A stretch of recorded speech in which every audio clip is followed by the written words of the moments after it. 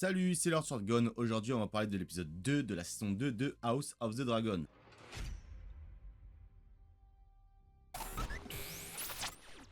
Cet épisode 2 prend suite juste après la mort de l'enfant de Aegon II. Lors de ses premières scènes, on peut voir vraiment genre un Aegon au bord du gouffre, vraiment qui ressent la tristesse de la perte de son enfant, qui est en colère et qui, justement, je crois que c'est la première fois qu'on pouvait voir ce personnage autant en colère.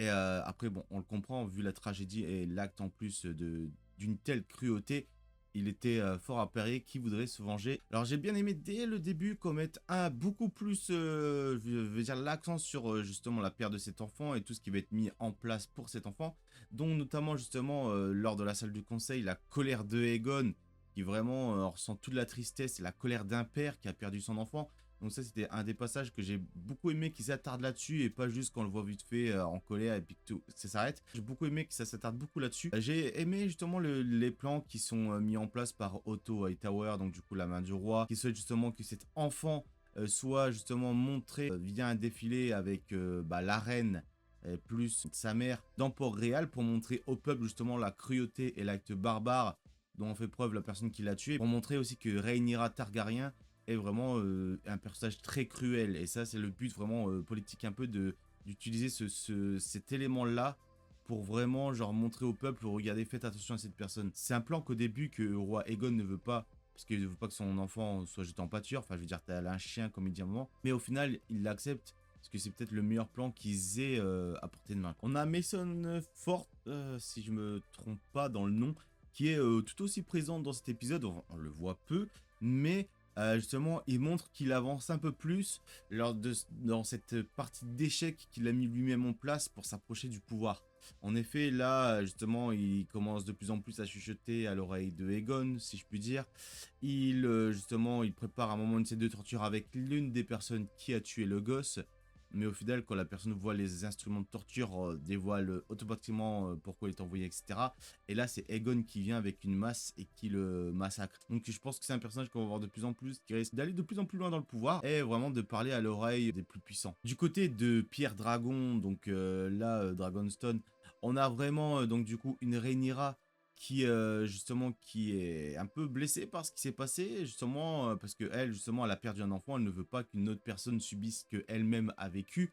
Et là, autour de cette table, des gens se demandent un peu si elle aurait pas pu genre, vraiment sombrer dans la folie et avoir ce geste et cet acte barbare que même elle, donc du coup, ne comprend pas vraiment qu'on puisse penser ça d'elle, parce que vraiment, elle pourrait jamais franchir cette pente glissante vers les ténèbres. Et suite aux échanges autour de cette table, on peut donc du coup y voir que Rhaenyra commence vraiment à genre regarder Daemon, parce que Daemon est très silencieux autour de la table par rapport aux autres qui ont pu parler. C'est alors que vient un échange entre les deux, Daemon et Rhaenyra, qui va pas bien se passer. Justement, Rhaenyra va lui évoquer le fait qu'elle ne peut pas lui faire confiance, tout comme son père ne pouvait pas lui faire confiance, qu'elle a essayé de lui faire confiance, mais malheureusement, c'est pas possible parce qu'il ne sert que ses propres intérêts.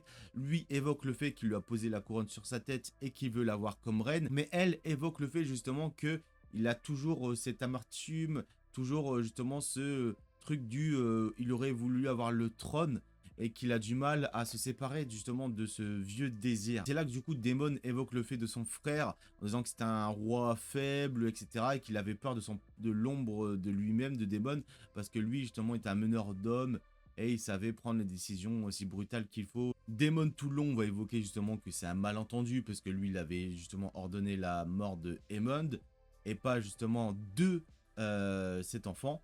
Et suite à un échange quand même assez virulent, Daemon donc du coup part avec son dragon.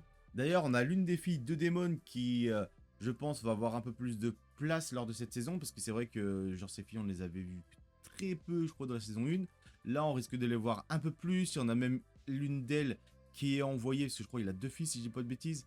Il y a l'une d'elles qui va être envoyée autour de Port-Réal pour faire le guet, pour un peu, voir un peu ce qui se passe, voir, genre, justement, les sorties, etc. Fait étonnant aussi que Rhaenyra et son fils lui avaient proposé, mais n'a pas envoyé son fils, mais plutôt la fille de Daemon.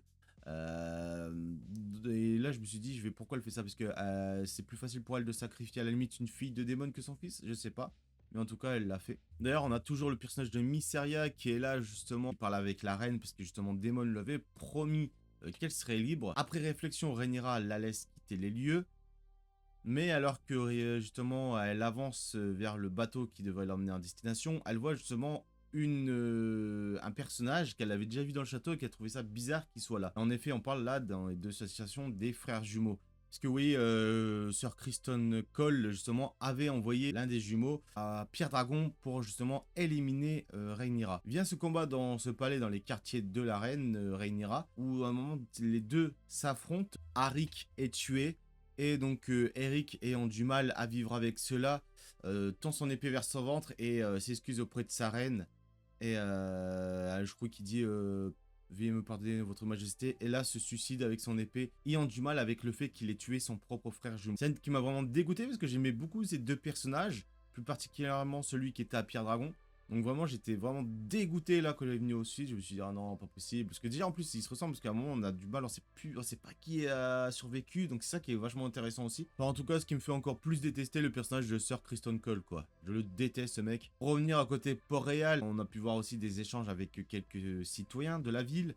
Il y a des choses pour lesquelles ça commence un peu à bouger au niveau des citoyens, parce que justement, là où un plan avait été très bien établi par rapport justement au défilé pour montrer l'enfant et que le peuple éprouve une tristesse pour la reine, Aegon a tout gâché en pendant toutes les personnes justement qui étaient des chasseurs de rats. Alors qu'il aurait pu pendre vraiment qu'un, mais donc, du coup les a tous pendus, ce qui commence justement à attiser une certaine colère parce qu'il y en a qui ont perdu mari, enfant, etc.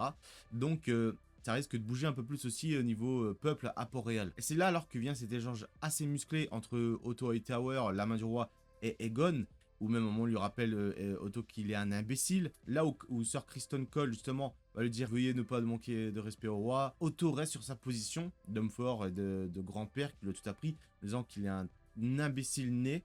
Et justement, il y a un long échange entre les deux avec semé un peu de colère de Otto, parce qu'au final, il fait toujours les choses pour essayer de l'aider, mais lui, Aegon n'en fait qu'à sa tête.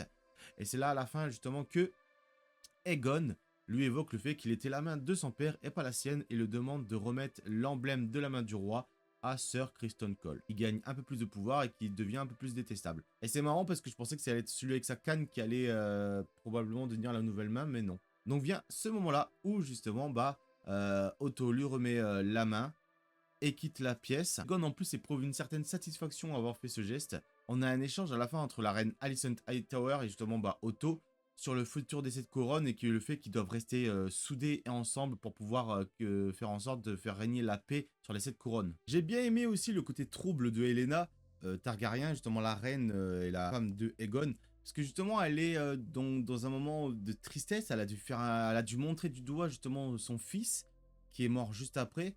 Elle est dans un moment trouble, ou même quand ils sont dans le défilé dans la rue, cette marche funèbre, au final, elle commence à voir un peu flou, la foule lui donne un impact assez négatif. Et en plus, à un moment, elle va croiser justement son mari Aegon, et alors qu'ils se croisent, il détourne le regard et s'en va comme s'il lui reprochait le fait de ne pas avoir pu sauver leur enfant. C'est un personnage qu'on vous sent assez troublé par rapport à tout ça. En même temps, avec ce qu'elle a vécu, c'est un très gros choc psychologique.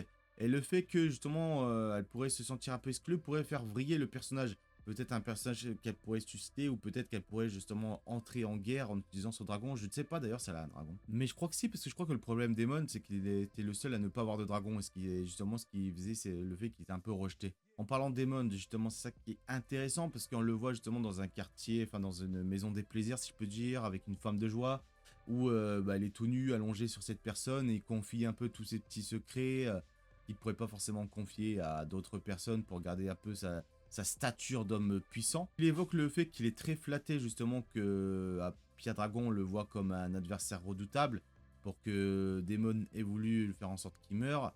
Et il évoque aussi le fait qu'il regrette ce qui soit passé justement avec le fils de Rhaenyra, Luke si je dis pas de bêtises, parce qu'il ne voulait pas que ça se passe comme ça, il a sombré dans la colère comme il dit. Donc c'est intéressant aussi de voir aussi un personnage qui dévoile un petit peu ses petites faiblesses.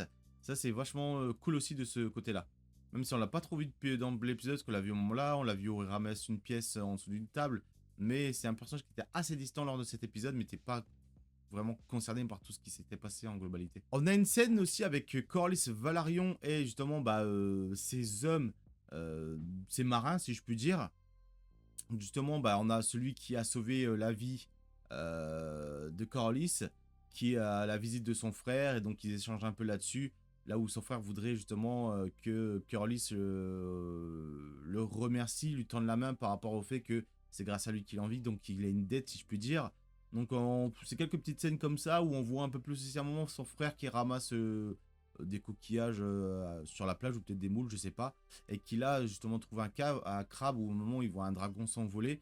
Donc je sais pas si c'est des personnages qu'on va voir un peu plus ou si c'est des personnages vachement très secondaires qui sont là pour genre le plan de fond ou si c'est des personnages qui sont menés à évoluer. J'ai bien aimé que cet épisode prenne son temps, que vraiment que tout soit calme parce que vraiment on est là après la mort d'un enfant et d'un acte cruel, qui est vraiment quand on joue beaucoup plus sur le côté psychologique des personnages et de ce que ça entraîne derrière comme lourde décision et justement des décisions qui ont mené justement à une tragédie parce que c'était pas forcément le choix de Daemon, bien que ça visait Aemon, mais là justement c'est intéressant que l'épisode se penche beaucoup plus là-dessus et sur justement genre les planifications, les vengeances, la colère, la tristesse. Donc c'était un épisode que j'ai trouvé vachement agréable et qui durait je crois 1h09. Enfin bref, voilà, quand on se reverra pour l'épisode 3 la semaine prochaine. Cette vidéo est sortie un peu plus tard que d'habitude parce que j'ai eu un problème d'internet hier, j'avais pas mal de trucs à faire, j'ai regardé l'épisode assez tard, j'avais pas forcément le courage de tourner une vidéo. N'oublie pas que j'ai un Discord où on parle justement de plein d'univers cinématographiques et de séries TV, et également de jeux vidéo, animés, etc. N'hésite pas à le rejoindre pour le faire vivre et qu'on partage nos passions ensemble. Si ce n'est toujours pas fait, n'hésitez pas à venir me suivre également sur mes réseaux sociaux. Je partage régulièrement mes achats de figurines sur Instagram. Je partage aussi également sur X et je partage des vidéos sur TikTok. Si tu as aimé cette vidéo, n'hésite pas à mettre un pouce en l'air, à activer la cloche, à t'abonner si ce n'est pas encore fait. Et on se retrouve bientôt pour une nouvelle vidéo. C'était Lord et je vous dis salut!